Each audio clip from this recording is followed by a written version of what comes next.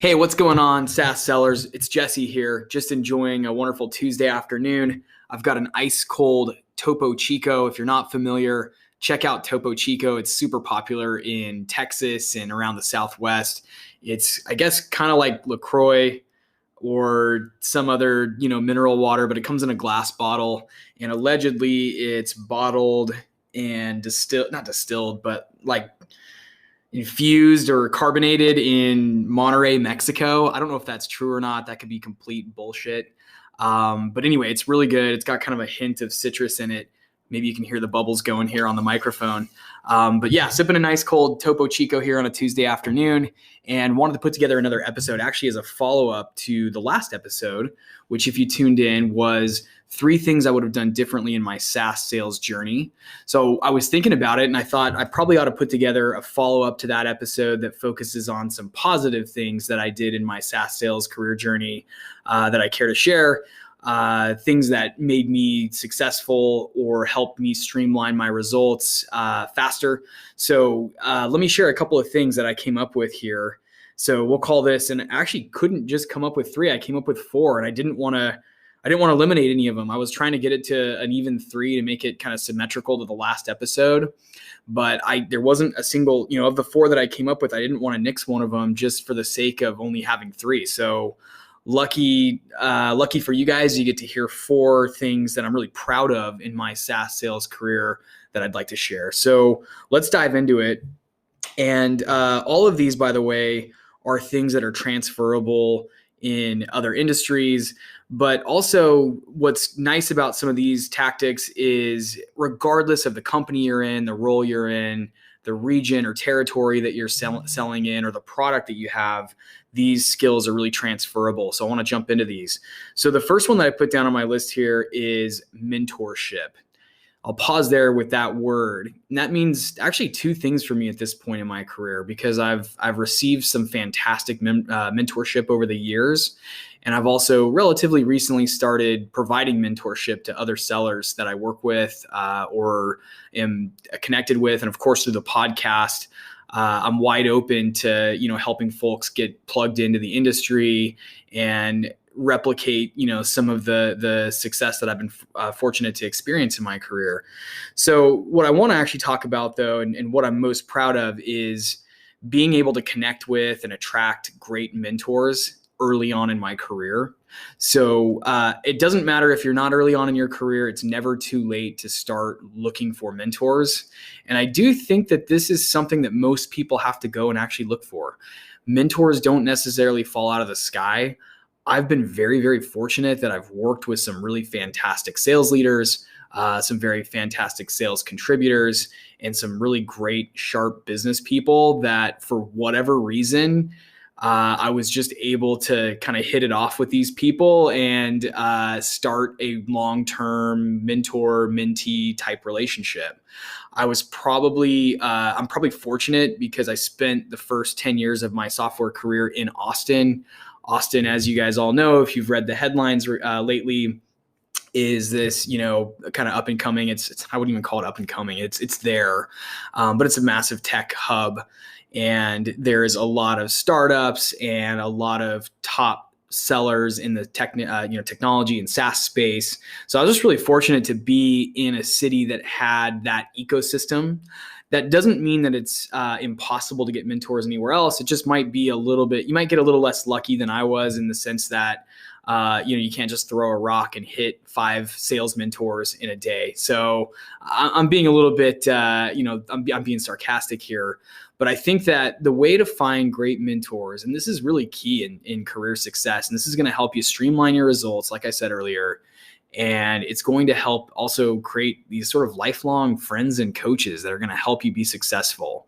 I personally don't believe success happens in a vacuum or on its own. I think success is the result of building relationships and helping other people, and being able to then, kind of, in helping other people, the byproduct of that help is the, kind of financial success and career success that comes with that. So how do you find a good mentor? there's probably someone in your company right now that you really admire, whether that's a sales leader or a top sales rep, or maybe not even a top sales rep. It doesn't matter. It's just someone that you admire their style, and you think it would be cool to replicate what they've done. Maybe they landed a really big deal or a big account, or maybe they've got some great stories about how they did this or that. Maybe they're leading a big team, or they've grown a startup or sold a startup, or maybe they're creating content or doing something else like that. The key to finding mentors is really being reflective first and thinking about what you want to achieve, and then looking around you and seeing, is there somebody that's done what I'm trying to do? Is there someone that's made the kind of money I want to make? Is there someone who has the title that I'd love to have sometime? Is there someone who's scaled the type of business that I'd love to scale? Start asking yourself some of those questions, and what you're going to find is mentors start to pop up left and right once you do that. How do you approach a mentor? It's probably not the best practice to go up to someone and say, I want you to be my mentor. What I've found to be better is, first start to get to know people on a friend level. Don't have the same halo effect that I mentioned in the last episode for, the people that you work with in your company. Kind of treat them like a friend, get to know them on a personal level if you can. If that doesn't work, offer to help. Can you help them with something? And maybe don't just go and blanketly offer help, but try to really figure out where you can help and be really specific and reach out and say, I think I can help you with this. Would you be willing to meet and learn more or discuss? Could we get coffee sometime? Could we get on a Zoom call sometime and talk about this? So I've found with my mentors that in a lot of cases, they were either leaders of mine or top performers or reps that I worked with, and that relationship just kind of built naturally. But in some cases, I have a few mentors where I reached out and offered help or some form of value that I could deliver, whatever that was.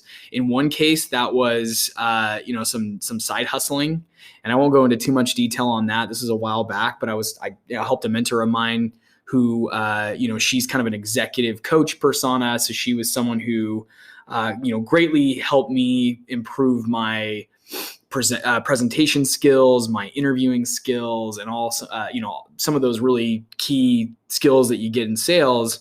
And in return, I had a very specific skill set that helped her, which is I'm really good at writing cold emails. And I was really good at helping her get the door open for her business. So there's all kinds of things you can do there. And you can likely add some value. Maybe you know a foreign language and you can spot an opportunity to help somebody translate something or speak in that foreign language.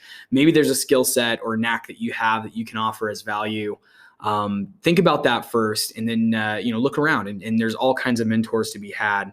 So mentorship is one of the things that I'm really glad I did pretty early on in my career. I mean, in my first sales job in software, I had at least one mentor in that company that was vested in my success.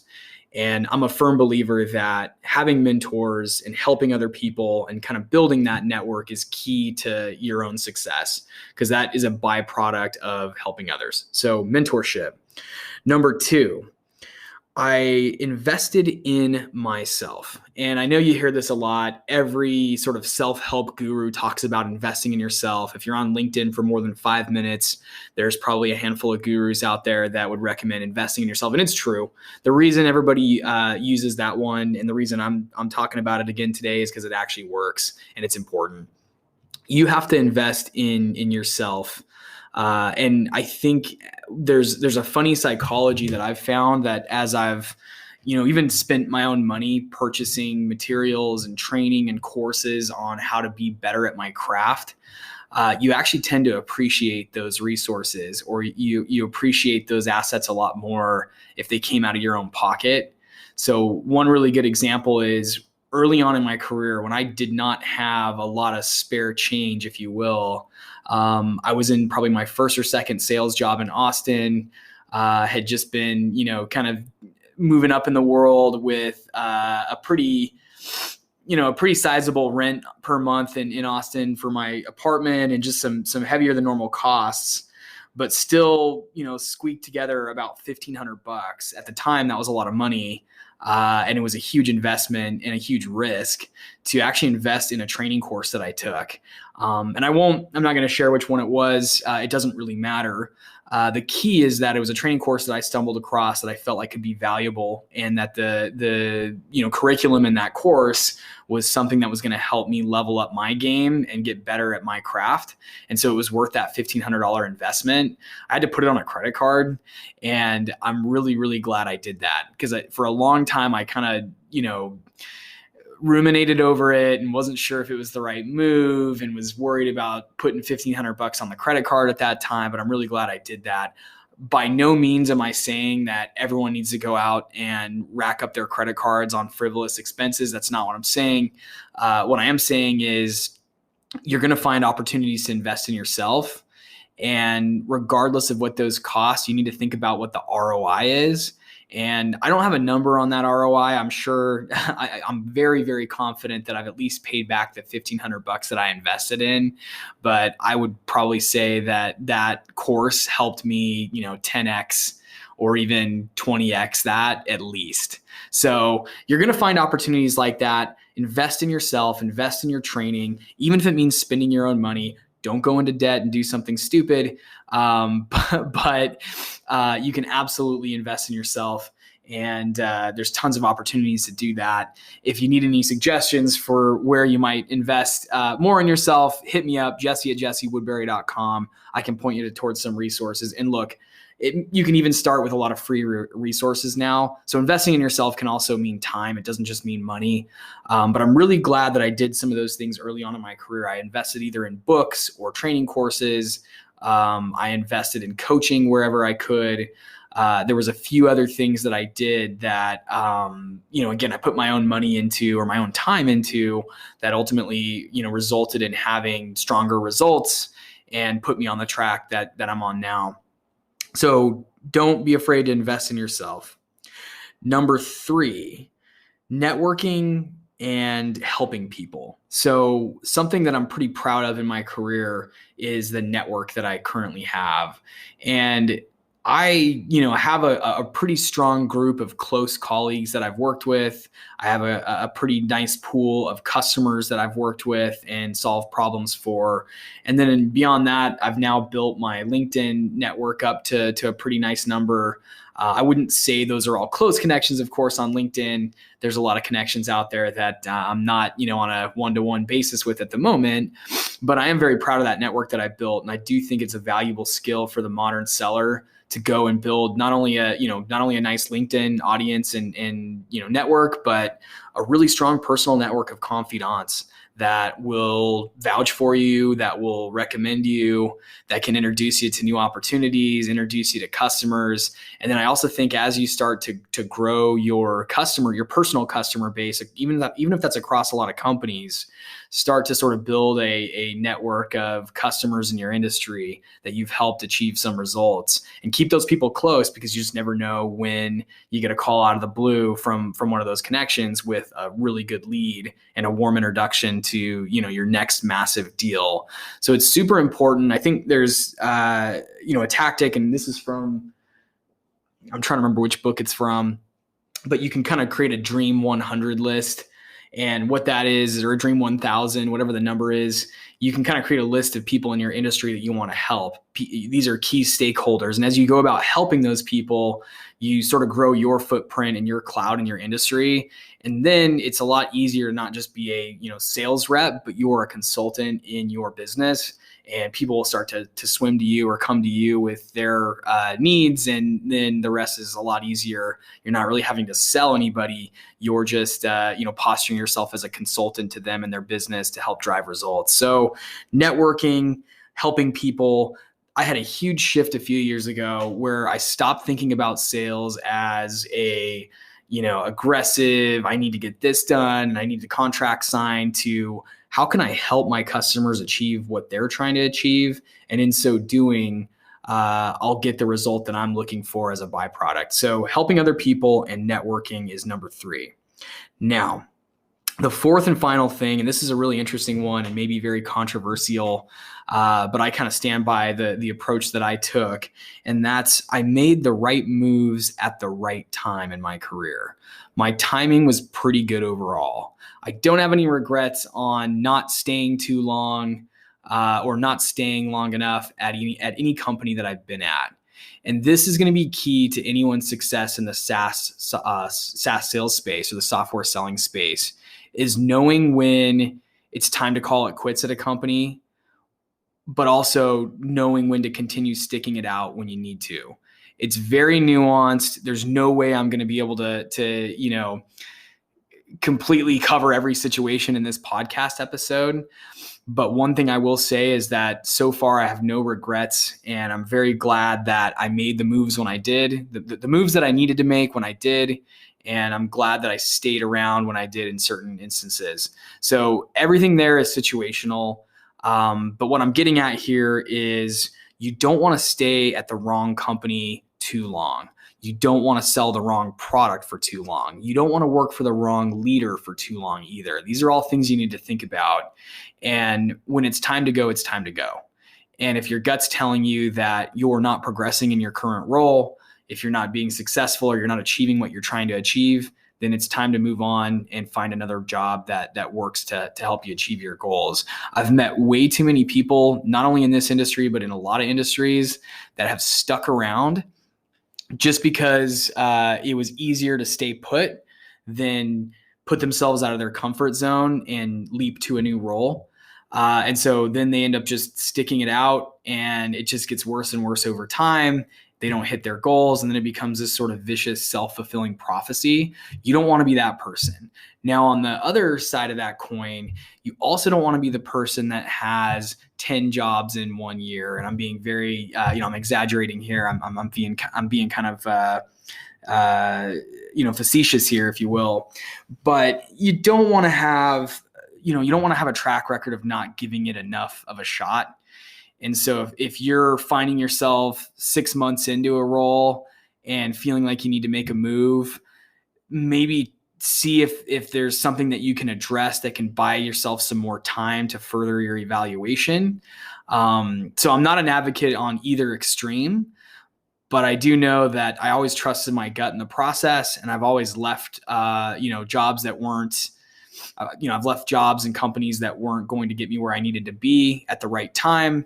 And I've stuck around at the ones that have taken care of me and helped me achieve the goals that I wanted to achieve for, enough time. So kind of an interesting one. But item number 4 is making the right moves at the right times and not being too loyal or disloyal to the role that you're in, but always trusting your instincts and your gut. You'll know when it's the right time to leave.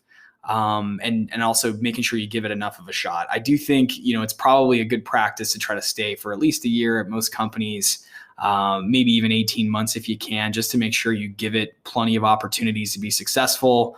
But if beyond that, you're not getting the investment, the product's not working, you're not getting the resources you need or access to the leadership that you need in order to be successful, and if you've tried everything that you can in your own power to be successful, and you're not, that reciprocation's not there from the company, it's probably time to go.